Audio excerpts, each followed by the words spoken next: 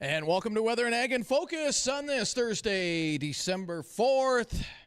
Temperatures outside a little chilly in the teens, and we've got more snow in the forecast and more cold Arctic air as well. I'm Chief Meteorologist Dean Wysocki, along with our Ag Director Bridgette Readel. Bridgette, you look like you're somewhere warm today. It looks like you're back in the saddle at home.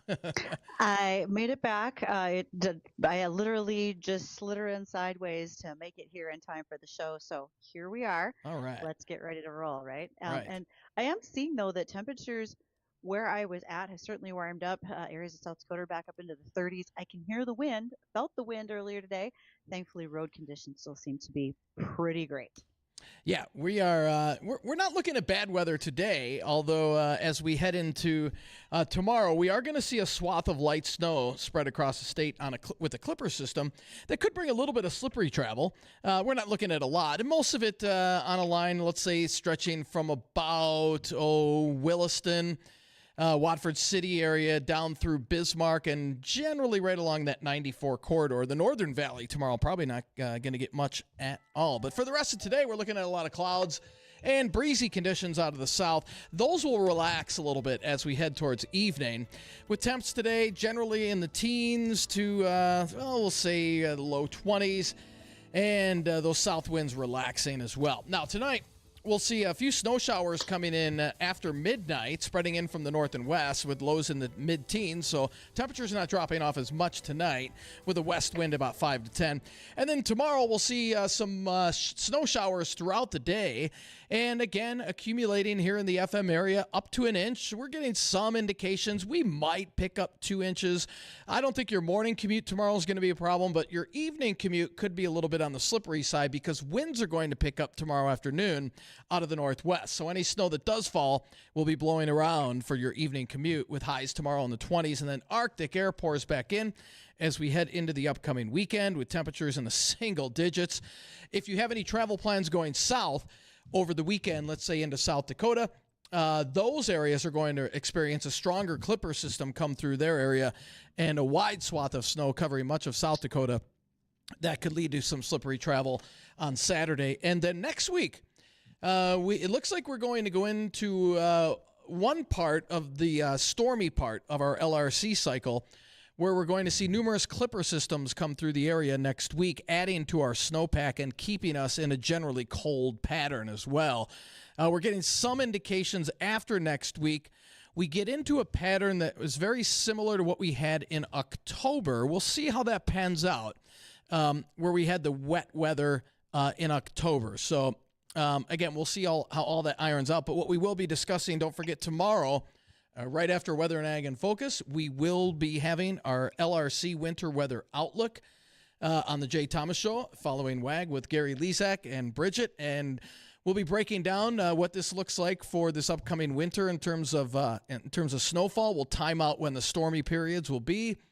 And we'll also take a little peek into springtime for our ag community, and kind of see what this upcoming spring might hold as well in terms of precip. So should be a good show tomorrow. I know I talked to Gary yesterday, and he's looking forward to it. And it's always nice to know what to expect for the upcoming winter. Will it be as easy as last winter, or are we going to have a little harsher winter? And we'll be going over all that tomorrow. Well, and I've already got questions rolling in from farmers who have some things they want us to talk about tomorrow. I believe I'm joining you guys in the 2 o'clock hour, so I can bring those to us. Perfect. When the timing is right. Mm-hmm. Then, additionally, we want to visit today with Nick Chiodo. He is with Crary Ag. I think Nick is joining us via video today. Addison, do you have Nick connected for us? There he is. I'm here. Excellent. Nick, all right, Crary Ag, out there in West Fargo, North Dakota. Very familiar with you guys, but for our listeners who might not be, tell us a little bit about you. Well, Crary Ag, we're a manufacturer that's been around for quite some time here in West Fargo, and we manufacture not only general ag equipment in terms of our wind systems, air reels that are attachments to soybean headers, water management products, tile that lay tile, the plows, and then we have our ditchers, which are a surface drainage tool. But we also have our brand Lockwood, and that is a potato equipment brand, and that has planting, harvesting, and handling equipment. So we've got a lot going on over here. And then on top of that, outside of the ag world, we have our outdoor power equipment in the Bearcat line. That's wood chippers and shredders and things of that nature. Oh man, there's a lot of things there. I didn't even realize about that Bearcat line. But before we get there, I have noticed a real uptick in farmers buying their own tile plows to be able to use those on farm and do some custom work. Tell me more about the Tile Plow Pro, because I think that's a great fit for a lot of farmer use. Well, yeah, I mean, if you have an opportunity or you're in the conditions that where tile is a good option, because let's face it, not every field is the same. In some areas in the United States are better served to surface to apply use a ditcher and surface drainage versus laying tile. But for those that want to do it, it's nice. You can get I would say professional level results by doing it yourself. Our plow is a direct connect to your tractor, and what that allows you to do is have good traction and steerable and things of that nature. So you're able to lay that tile where you want it to be, and so you're able to get that professional level results. Of course, ground that's tiled, that's well drained. You get in the field on time. Whether that's planting and or harvesting. But then on top of that, guys are doing custom work. And so it might provide another revenue stream for your farm. If you're getting the Tile Plow Pro, should you also have the revolutionary ditcher as a companion product to go along with it? To me, those things kind of go hand in hand if you're going to be doing dirt work, so to speak. Yeah, that might be the case. I don't know that I've personally seen a farmer that has both. Now, with that said, I do know farmers that have our plow, but they also have a scraper, so they're doing some level of surface moving dirt on the surface. Although I would argue that our ditcher is a better option than a scraper, of course. But yeah, I suppose in certain instances that might be the case. Yes. So we just wrapped up harvest. Probably the two things that stand out, well, actually three: the Crary wind system on the headers, the big top extensions on the top of the grain tanks, and then also the gold cut sections. So can you fill folks in on that? I mean, the wind system, particularly in years where we may have crop that was down due to heavy weather, etc., probably one of those ideas that people should really be considering for their combines for next year. Yeah, the wind system has been around for quite some time, but let's face it, there are certain things you can control, and obviously there's certain things you can't control when you're farming, and one of the things that you can't control obviously is the machinery that you're putting or using in the field. And with the wind system, there is certainty that you're going to get every bean that you're intending to harvest, because let's face it, whether you have a short crop or thin crop or neat or chest high crop, you're going to have that wind that's going to be blown onto the cutter bar. That's going to reduce your shatter loss, better feeding or more even feeding on the combine, on the header, and it's just going to do a better job in all conditions. And so why would you want to leave any beans on the field? That's money. That's money that you've invested in. Let's face it, you've planted it.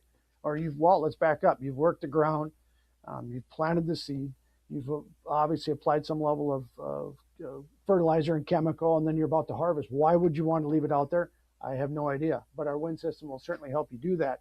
And it's not only good with headers or guys that are still using augers on their headers, but draper heads too. So it certainly has grown as headers become new every year, and the wind system just follows right along. It's a good companion. When you look at some of the other items that you've got, you mentioned Lockwood. What's in that lineup for Lockwood for potato equipment? Well, it's kind of cool because the Lockwood, there's a lot more spuds. At least from my knowledge, I was shocked to learn how many acres of spuds are grown both in Minnesota and North Dakota here. But we've got a couple different style planters, and one in particular is our air cut planter. And our air cut planter literally has these cups, and it's got a wheel, and it goes down in the seed bed, or the seed bowl, if you will, grabs a piece of seed and drops it on it, as you're growing, as you're planting it. So it's almost as if you're placing it by hand, and so you get consistent seed depth, and you get consistent seed spacing, and you reduce what in the potato world is called skipping, and that means you skip the seed or doubling up on a seed, and so it does a fantastic job.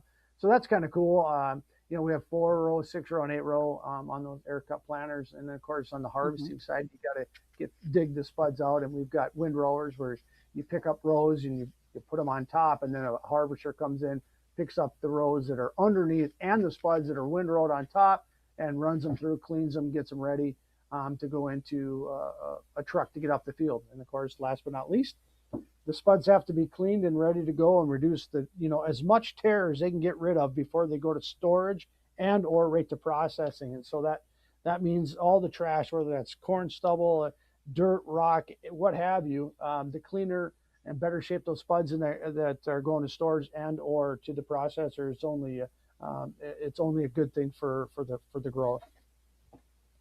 Well, in that Bearcat lineup, if you are looking at chippers, shredders, PTO driven machines for that chipper shredder, especially, and we had all those storms this summer, and there was a lot of debris in the field that's probably still in piles. So maybe those are some of those last year-end decisions to be making. Do I need things from the Bearcat line as far as chipping, getting rid of some of those tree branches? And if I just brought my combine in from harvest, what do I need to improve for next year? And that's maybe where the big top extension, the goal cut sections come in, et cetera. So Nick, did I miss any of those shopping opportunities for the end of the year? No, no, not at all. I think, when you start to make decisions, we're local, and we've been around a long time. Great service. We've got a great dealer network, not only here in the FM, within a couple hundred miles of Fargo Moorhead, but all over really the breadbasket of farming, and so yeah, keep it local, keep it. We take pride in what we do, and we've got a great staff here and facility, and yeah, we can make your harvest a much better experience, and continued success and higher yields. That's the name of the game, right? Yes, it is. And you sent us some photos. We're going to show those in our live stream as we roll on through our commercial break today, if we can. And just want to say thank you, Nick, for joining us. The things that you're able to talk about, people can check it out at Crary Ag. Crary Ag is out in West Fargo. You can find him craryag.com, I believe is the website, right, Nick? Did I get that? Okay. I get rid of the ag, just crary.com, CRARY.com. Crary.com. Yep. Yep. Way easier. Okay. Way All easier, right. yes.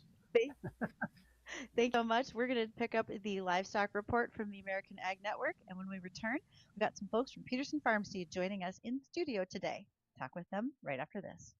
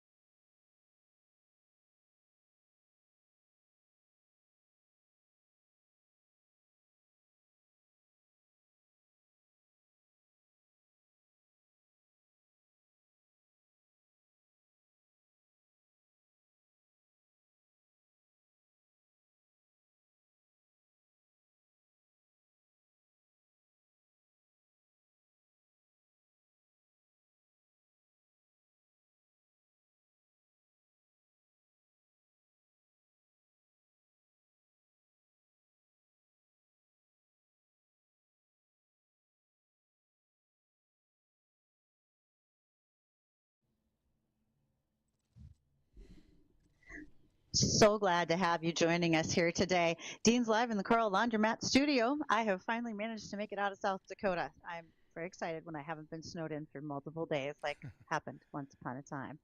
And for those of you who are looking at your next year for potential internships as students, think about being a part of our Weather and Ag in Focus Assistant Ag Director. That's sponsored by Cass County Farm Bureau. We have students who are sophomores in high school through sophomores in college who spend the day with us at the studio and on air. They get the opportunity to interview guests, talk about headlines, and much more. So send those applications to me in my inbox, ag@flagfamily.com. That inbox is powered by Superior Grain Bins. They also help with Dean's weather@flagfamily.com. Love to have your questions and comments. And if you're thinking about changing up your bin storage, Superior Grain Equipment is certainly the place to take a look. You'll be able to watch all of those photos from Crary Ag on Acres TV, Facebook, and YouTube today. That's brought to us by Lighthouse Commodities. And any questions you have, especially for our upcoming next set of guests, you can reach us on the JLA Insurance phone line, 701-293-9000. We are joined today by folks from Peterson Farm Seed, and I have on our list today Ben Shepard, Chris Bryce, and Tracy Combe. How's everybody doing today? Good. Morning, guys. Glad to have you. So, all right, let's talk about what's everybody's role. Let's start that with Chris. Let us know what you do there, and then Ben and Tracy before we launch into a few questions for you. Okay, yeah, thanks for having us. My name's Chris Bryce, so I cover from Aberdeen, South Dakota to Minneapolis, Minnesota as a agronomist with Peterson. Started back in May, so it's been fun. No, Ben? Ben Shepard. Cover most of the Red River Valley, South Dakota to the Canadian border, kind of west out to just a little west of Valley City and kind of that block there and everywhere in between where I'm needed. So. And then I'm Tracy Combe. I am the new agronomy manager. Started about 5 months ago, and we have a lot of new faces in the room because Peterson decided to expand our agronomy team. So we are going to be a team of 4, myself kind of located in the office, helping out and keeping our team moving. And then you just heard from Chris and Ben for our local reps, and we actually just hired our last agronomist for out west, the western region, and he will be joining our team after the new year. Oh, that's exciting. And I'm so glad there are agronomists in the room because I want to know what everybody saw this past season as southern rust and tar spot started moving into the area. And what's the advice you're giving some of your farmers looking forward to 2026? Because I feel like that's a big topic of conversation with a lot of people. So, Ben, what'd you see? So I'll start kind of on the tar spot side of things. Had some kind of in the Southern Valley, that Morton area, blow up late this fall before harvest. So I don't think we saw any yield loss on it this year. Going into next year and the following years, going to need to be some management on that to, one, avoid yield loss, and two, kind of control the spread of that as much as we can. A lot still needs to be understood, I guess, in North Dakota. Tar spot is kind of the hot button corn item at the moment. Not a ton is known. So that's going to kind of be our focus next year and the years following is one, get some better notes on it to get to our growers, and two, understand it more fully on our part as well. So if I could say anything to the growers, check fields, be vigilant, and then if we do have issues, reach out to your representative, agronomist, salesman, so we can kind of get a plan going of how we're going to control that. So And how much does weather play a fact in tar spot? It's a huge factor in it. And if we look at our climate, really it thrives on that 60 to 70 degree temperature, high moisture, anything like that. That's really where it thrives. We get into hotter, drier climates, we don't see it nearly as an effect in the cooler stuff. So that's a big watch out as well. So a mild, wet spring would not be good.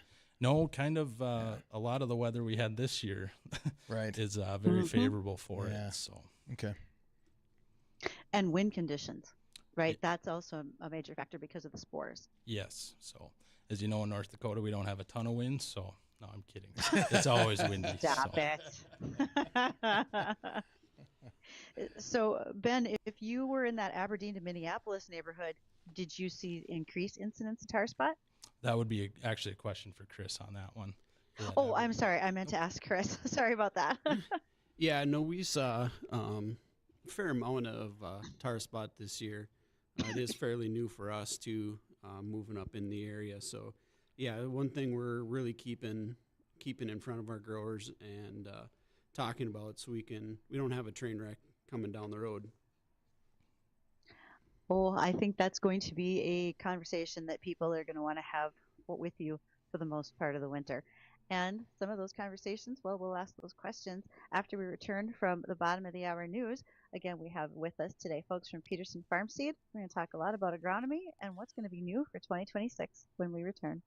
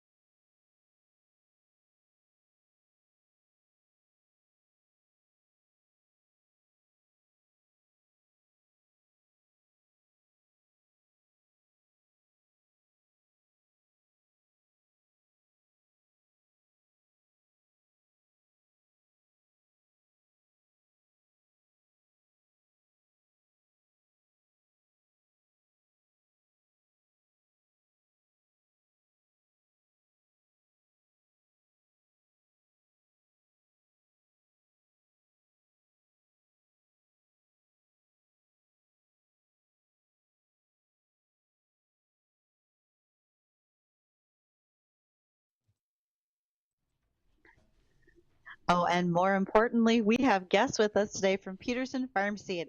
Peterson Farm Seed was one of our sponsors for Here We Grow 2025.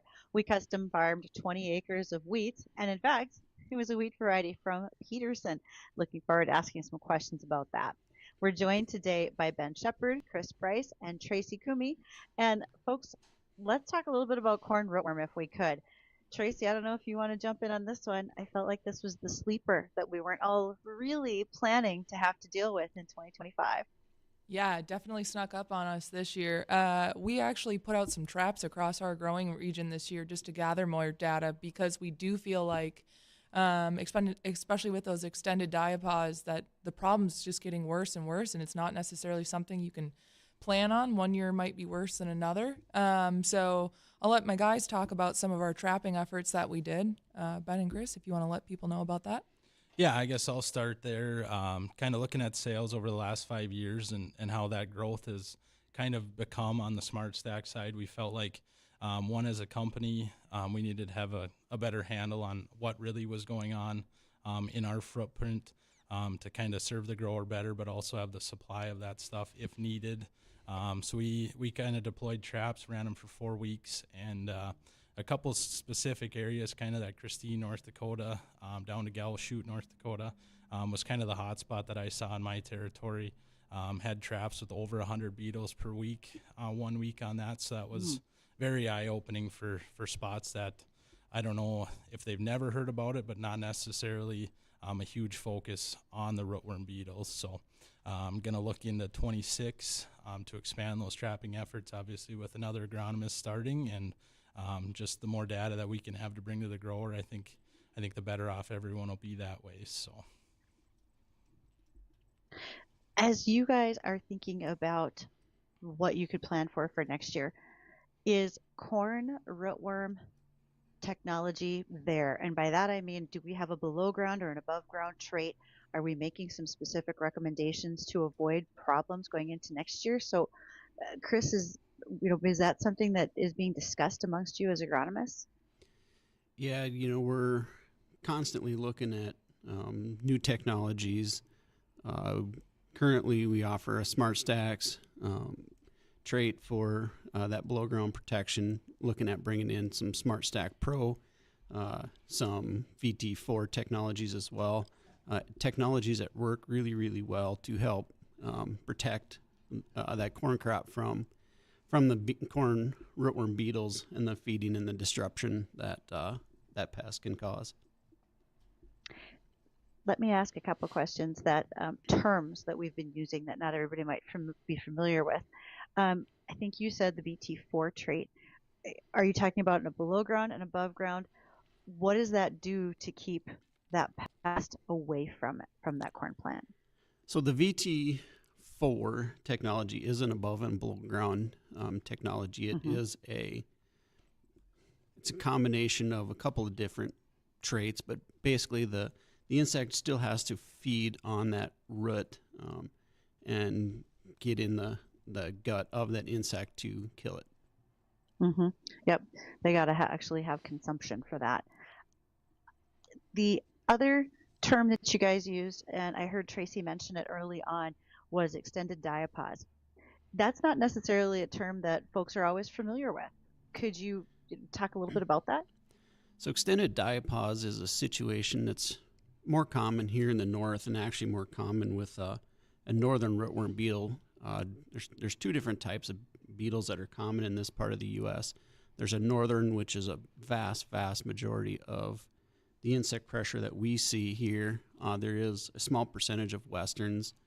The western is a little bit more detrimental to the crop, but we don't see a ton of that. But the what happens is that insect will lay the eggs in the fall of the year in the corn crop, and it'll survive 2 years through that bean crop. Say that next year, that next crop, emerge the second year in that next corn crop, that next corn rotation, and cause damage in that subsequent crop.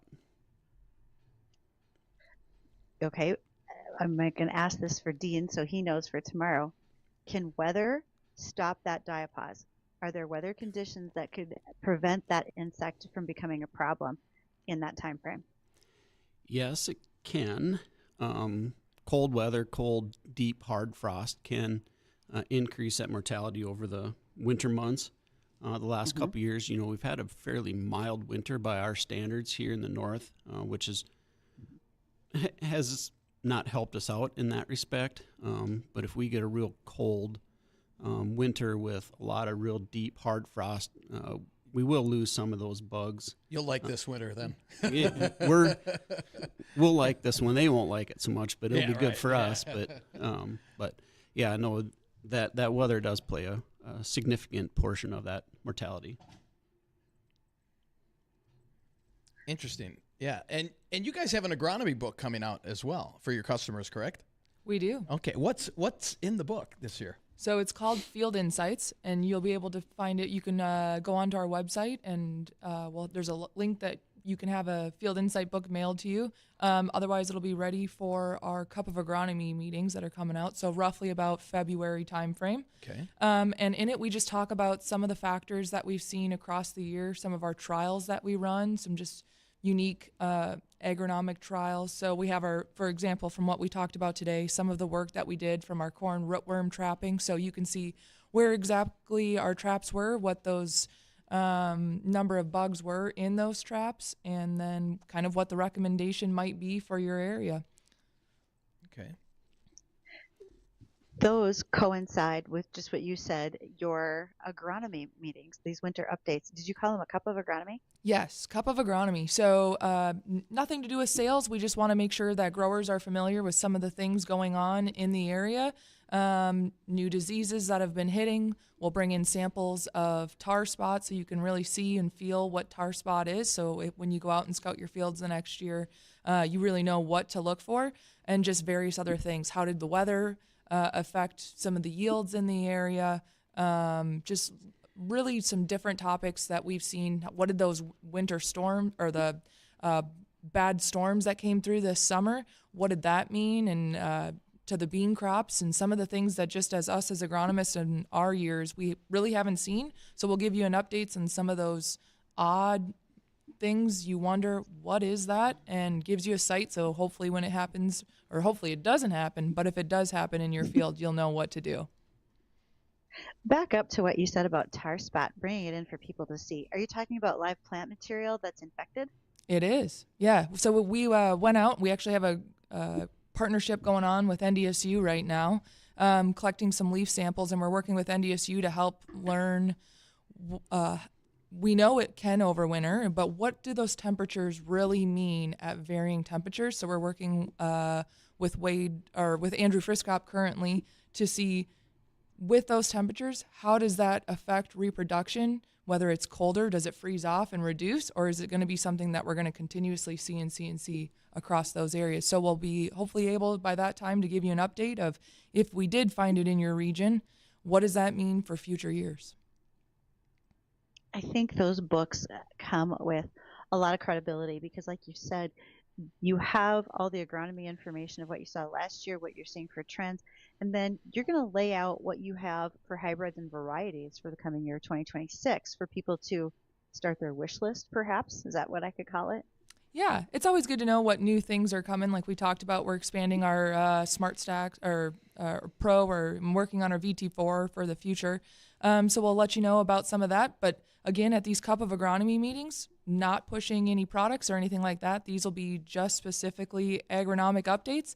But if you have questions about our new products, we're actually bringing 8 new soybean products, 8 new corn products, and we just launched another wheat product. So look out for buns, rolls, and muffins. A little bit easy for us to remember.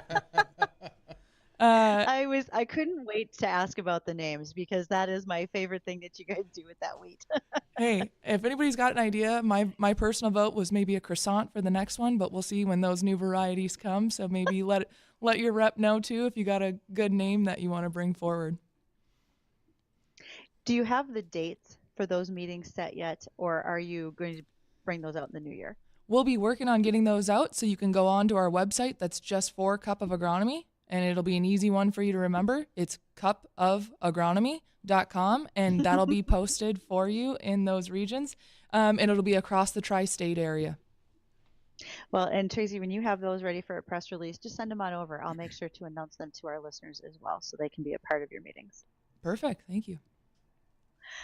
For folks who haven't done business with Peterson Farm Seed, or who have and maybe wanted to visit with you guys about some of the agronomy topics, maybe they're not sure who their rep is, what should they be doing, Tracy? How do they go find the right person to ask to get that type of order accomplished?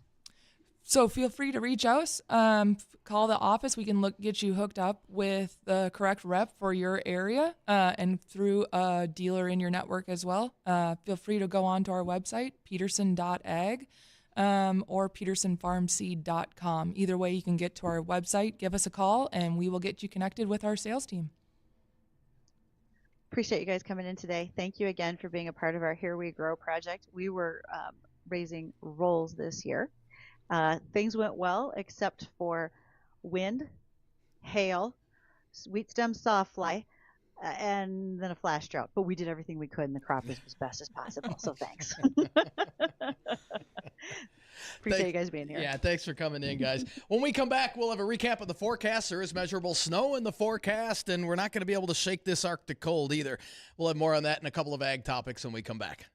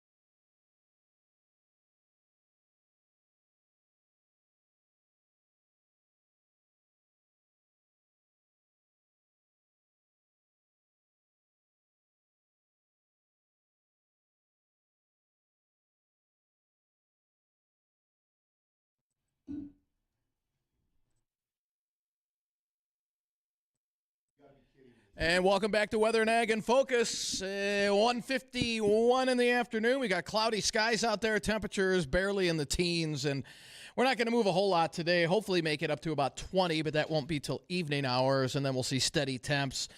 Should be precip free today. But there will be some light snow spreading in from the northwest as we head into tonight. So a little light snow for your morning commute tomorrow, and then we'll continue to see snow, and this is generally going to be along and south of the 94 corridor, so areas of the Northern Valley, northwest Minnesota, going to get missed out on this first clipper system that's coming through. And again, it could see a little slippery travel as we head throughout the day tomorrow, and winds are going to pick up tomorrow out of the northwest. So any snow that we do get by evening is going to be blowing around, so that evening commute tomorrow could be a little bit on the slippery side, with temps tomorrow in the 20s, and then we're back in the deep freeze over the weekend. And next week, it looks like we start to get into a stormier part of the LRC cycle for about 10 days or so. And we'll see exactly how that pans out. But that's when we'll start to pick up some more snow. And had a nice discussion with Gary yesterday as we were going over our LRC forecast and outlook that we're going to be having tomorrow on the Jay Thomas Show after Weather and Ag in Focus. And we were both discussing how this winter is going to be a lot different than last winter. The last two winters around here have been pretty tame and pretty mild. And this winter is going to be it's going to be different. We'll leave you a little suspense there. Not saying we won't see any mild weather, because look how mild the fall was. And I've had a lot of questions saying, man, we had a mild fall, so if the LRC holds through, then that means we're going to have a mild winter. That's not the case, because the mild pattern that we had over us is going to shift a little further west, leaving us in a northwest flow. This is not good news for the Rockies, for the ski resorts out there, for moisture out in the Rockies. They're going to be hurting it looks like, as we head into the upcoming winter. They'll see some periods of stormy weather, but and again, we'll break all of this down as we head into tomorrow afternoon on the Jay Thomas Show. So be sure to have some questions ready, and I know it's a big time for our ag community as well. And Bridgette, we've already got the wet weeks kind of pinned down for the upcoming spring, so we'll be able to kind of pinpoint that for the ag community, when the wet cycles will be during this upcoming spring and when the drier cycles will be as well. Well, I've already got lots of questions coming out to folks that they have an interest in this, so I think that would be an excellent point. Also, quick reminder for those of you, if you didn't hear it during the last break, you can still bid today for an exterior protection plan from Extreme Detailing to protect your new full-size truck or SUV. It's a ceramic coating protection from Extreme Detailing, 7 years of exterior protection with a warranty, and it's valued at almost $1,900. Bids are being made now, so if you want to do that bidding, you need to get online at the Big Deals page on our site, WDAYradionow.com. Keep in mind, you might be Christmas shopping. Maybe this is what you need to get that hard to buy for a person. Not that I'm talking to everybody's wife to go buy it for their vehicles, but hey, hint, hint, you could. And if you're also thinking about other things you could be doing, I took the time today to post several links on our Weather and Ag in Focus Facebook page, sponsored by Lighthouse Commodities, in order to share some shopping ideas for you. Maybe there's a farm kid in your world that needs something good. Maybe there's a farmer that needs some good ideas as well. And lastly, for all of you bookworms, there's a list of about 5 or 6 really great ag-focused books. Some of them I've read. I think there was 1 or 2 on there that I hadn't yet, but all worthwhile. So if you're Christmas shopping, look at the Weather and Ag in Focus Facebook page for some gift ideas, brought to you by Lighthouse Commodities. Just a little idea to keep shopping these days. I think I'm done. So I hope I got all the right things. Perfect. We'll see. Perfect. All right. Now, additionally, when we think about what's been happening out with bird flu as of late, Washington State had its most recent case of human bird flu in the U.S. It was the first one confirmed in about a 10-month time frame. The patient, who was an older adult, had underlying health conditions and developed symptoms that included a high fever, some confusion, and respiratory issues. The testing confirmed it was H5N5, which is different from what we've consistently seen as H5N1, which has also been transferring from wildlife to domesticated flocks. So this is a different strain of bird flu than what we have seen before in animals, and certainly never seen it in humans at this point.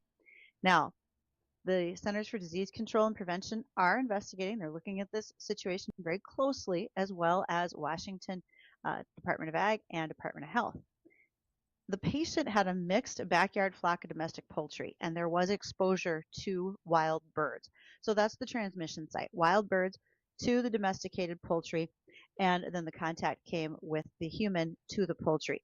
This does not transfer human to human, but I'm going to reiterate when I mentioned put down the chicken. If you have backyard flocks, if you have had wild birds on their migratory patterns stopping by to visit, and they might be leaving a deposit on your lawn, the downside is that your chickens, ducks, and geese now might get affected with bird flu from those other animals, and we are able to see that that can then be transferred to humans. Again, there's incredibly low risk to humans, and there's also an incredibly low risk of transmission from an animal to a human. It happens occasionally. This is one of, I think, 90 cases of infection in the last, 70 cases in the last few years. Why don't we hear very much about bird flu anymore? Number one, we got way better at our biosecurity. We're doing a better job of preventing wildlife from interacting with the commercial flocks or the backyard flocks as well. Sanitation has improved, and I think overall, because when we're outside of the migratory pattern, we don't see the infection cases. The last big infection, I believe, was having to euthanize a bunch of turkeys in Indiana, was the last one that I saw. So we will see where that leads. But weather can influence viruses, probably because there's more confinement, right? That's why we all get sick when everybody's kids head back to school and whatnot. It seems like it, doesn't it? Every year. It really does. Yep. So, all right, we'll look forward to talking more about that and other things tomorrow.